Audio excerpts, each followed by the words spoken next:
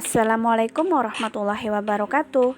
Salam sehat dari Puskesmas Terawan. Pada kesempatan kali ini, Puskesmas Terawan akan berbagi informasi mengenai ANC atau Antenatal Care. Apa sih ANC itu? ANC adalah pemeriksaan kehamilan untuk mengoptimalkan kesehatan mental dan fisik ibu hamil sehingga mampu menghadapi proses bersalin, nifas, laktasi, dan kembalinya kesehatan reproduksi secara normal dan wajar. Apa sih tujuan ANC?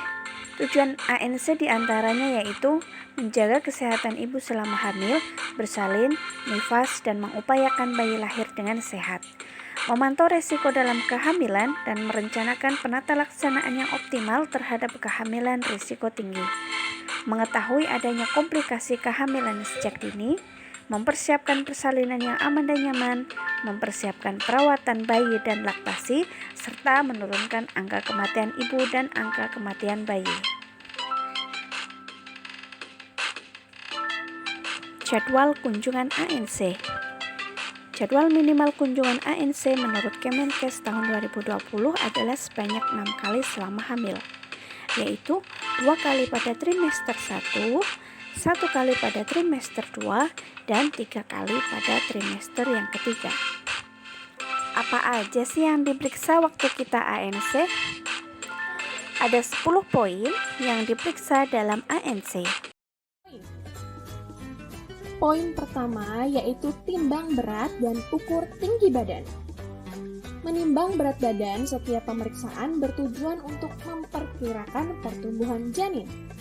Bila berat ibu selama hamil bertambah kurang dari 9 kg atau kurang dari 1 kg tiap bulannya, maka harus dicurigai adanya gangguan pertumbuhan pada janin.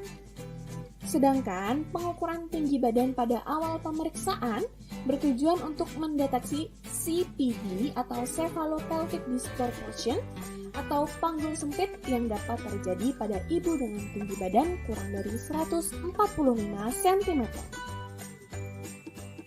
Kedua, yaitu pengukuran tekanan darah. Pengukuran tekanan darah diperlukan untuk mendeteksi terjadinya hipertensi pada kehamilan yang juga dapat menjadi tanda preeklamsi dan eklamsi. Ketiga, menilai status gizi ibu dengan pengukuran lingkar lengan atas atau lila. Pengukuran lila diukur pada pemeriksaan pertama kehamilan. Bila lingkar lengan atas ibu kurang dari 23,5 cm, maka ibu tergolong KEK atau kekurangan energi kronis, yang dapat beresiko melahirkan bayi dengan berat badan lahir rendah. Keempat, pengukuran tinggi fundus uteri atau TFU. Hal ini dilakukan untuk memperkirakan pertumbuhan janin. Bila TFU tidak sesuai dengan usia kehamilan, maka perlu dicurigai terdapat gangguan pertumbuhan pada janin. Kelima, menentukan presentasi dan denyut jantung janin. Pemeriksaan ini dilakukan mulai dari akhir trimester 2 dan terus dilakukan tiap kunjungan ANC. Tujuannya untuk mengetahui letak dan posisi janin. Apabila bagian terbawah janin bukan kepala, dapat dilakukan penata laksanaan secepatnya. Pemeriksaan DJJ pertama kali dilakukan pada akhir trimester 1 dan terus dilakukan hingga pemeriksaan selanjutnya. Batas normal DJJ adalah 120 hingga 160 kali dalam 1 menit. Keenam, yaitu screening imunisasi TT atau tetanus toksoid. Imunisasi TT dapat mencegah terjadinya tetanus neonatal atau kejang pada neonatus. Ibu setidaknya sudah harus berstatus T2 agar mendapat perlindungan. Ibu dengan status T5 tidak perlu mendapat suntikan imunisasi TT lagi. Ketujuh, pemberian tablet zat besi atau tablet tambah darah. Hal ini untuk mencegah terjadinya anemia zat besi pada ibu yang dapat mengakibatkan perdarahan saat bersalin. Nomor 8 adalah pemeriksaan laboratorium. Pemeriksaan laboratorium terbagi menjadi dua, yaitu rutin dan khusus.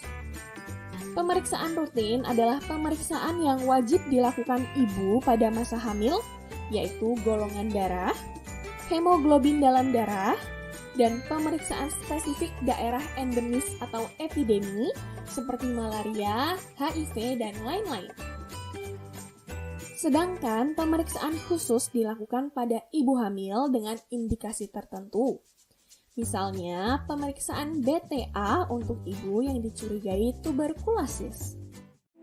Berdasarkan Permenkes nomor 52 tahun 2017, pemerintah mengadakan program triple eliminasi, yaitu program untuk mengeliminasi 3 penyakit menular langsung dari ibu ke anak, yaitu infeksi HIV/AIDS, sifilis, dan hepatitis B yang terintegrasi langsung dalam program kesehatan ibu dan anak.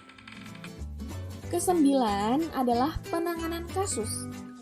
Bila hasil pemeriksaan ibu mengalami tanda-tanda bahaya, maka dalam ANC juga harus direncanakan penata laksanaan atau solusi dari masalah ibu tersebut. Kesepuluh, konseling atau memberikan KIE pada ibu terkait hal-hal yang perlu ibu ketahui seperti kesehatan ibu, perilaku hidup bersih dan sehat, peran keluarga dan suami dalam mendampingi ibu, tanda bahaya kehamilan, persalinan, dan nifas, asupan gizi seimbang, inisiasi menyusu dini atau IMD, ASI eksklusif, KB pasca persalinan, dan lain-lain. Di mana kita bisa mendapatkan pelayanan ANC? Pelayanan ANC bisa didapatkan di fasilitas kesehatan yaitu puskesmas, rumah sakit ibu dan anak, tempat praktek mandiri dokter atau bidan, dan posyandu. Demikian informasi yang dapat kami sampaikan mengenai ANC atau Antenatal Care. Semoga bermanfaat untuk kita semua ya. Terima kasih.